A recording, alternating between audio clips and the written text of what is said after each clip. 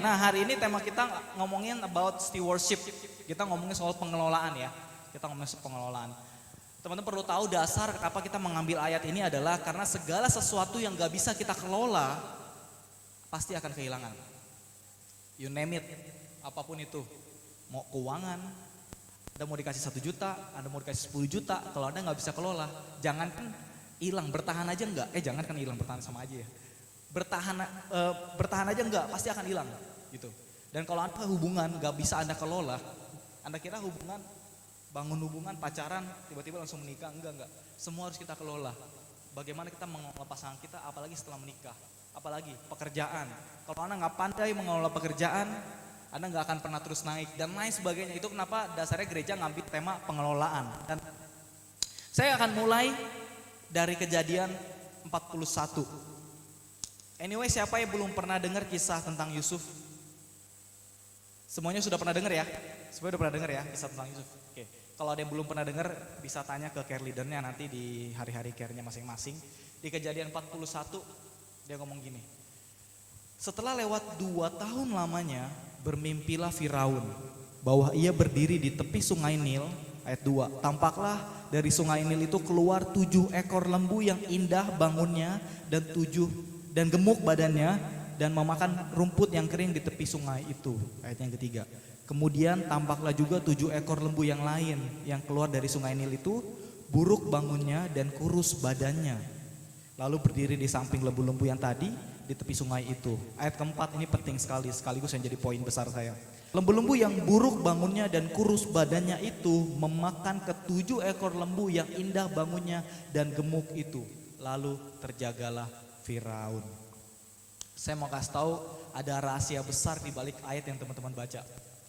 Yaitu akan selalu ada 2 season di dalam kehidupan kita. Akan selalu ada good season and ada selalu bad season di setiap kehidupan kita. Yang percaya dan setuju katakan amin. Anda nggak pernah, ada nggak, saya mau nanya, setiap kita yang nggak pernah ngalamin season buruk dalam hidupnya? Ada orang yang nggak pernah ngalamin season buruk itu cuman orang mati. Dan orang hidup pasti akan punya selalu 2 season, yaitu season baik dan season buruk. Dan saya nggak bicara soal roda kehidupan. Saya nggak bilang kadang kita di atas, kadang di bawah. Enggak. Itu berbeda konsep. Tapi saya mau kasih tahu nggak ada satupun manusia yang bisa hidup tanpa masalah. Selalu ada good season dan selalu ada bad season. Dan poin saya adalah jangan biarkan lembu yang kurus memakan lembu yang gemuk. Kalian perlu catat ini. Nah, jangan pernah membiarkan musim kering Anda memakan musim baik Anda atau musim panen Anda, karena yang menentukan Anda bertahan di musim kering adalah bagaimana waktu Anda mengelola ketika Anda berada di good season.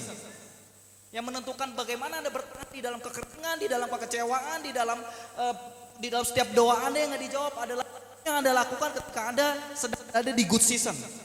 Itu yang menentukan apa yang Anda kelola, apa yang Anda lakukan waktu segalanya sedang baik, segalanya sedang melimpah, doa Anda sedang dijawab Tuhan, pekerjaan Anda lancar, keluarga Anda harmonis, baru dapat pacar dan lain sebagainya. Apa yang Anda kelola di sini menentukan apa yang akan ada di depan. Menentukan ketika Anda kering, Anda jadi apa nanti. Ini adalah rahasia yang besar dan Mesir berhasil mengelola itu. Dia survive selama 14 tahun masa kejayaannya. Ada 7 masa kelimpahan dan pada 7 masa kekeringan seluruh daerah di lingkungan dia semuanya gak punya gandum, gak punya bahan makanan, larinya ke Mesir semua. Mesir bukan cuma bisa survive, tapi dia bisa bagi blessing di saat orang lain kering dan musim tidak mendukung pada saat itu. Dan kalau Anda sedang mengalami musim kering di dalam hidup Anda lagi ngalamin segalanya lagi kayak nggak smooth, apapun yang Anda kerjakan kayaknya nggak pernah berhasil dan Anda suka bingung buat apa. I telling you, ini adalah kabar baik bahwa setiap Anda yang masih punya tenaga datang dan duduk di tempat ini, itu adalah salah satu bukti bahwa Anda sedang di 7 tahun masa kelimpahan. Nggak ada yang bilang amin. Apa itu masa kelimpahan? Kalau Anda masih bisa bernafas tanpa perlu selang, itu masa kelimpahan. Kalau Anda masih bisa datang ke gereja, nggak perlu pakai bantuan kursi roda, itu tahun kelimpahan.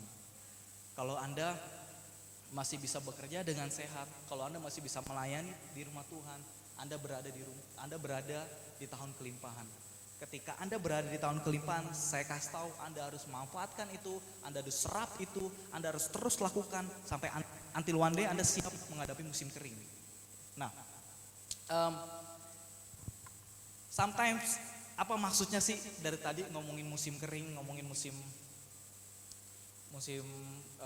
good season atau bad season, apa sih maksudnya? Saya rasa semuanya pernah mengalami hal gini. Saya pernah di titik dimana saya doa, semua jawaban doa saya terjawab sama Tuhan. Ada yang pernah ngalamin itu?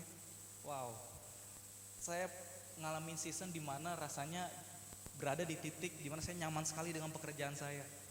Dimana saya ngalamin season, saya punya semua yang saya mau dan pikirkan saat itu, dan rasanya Tuhan selalu berada di samping saya, Dia tidak pernah meninggalkan saya.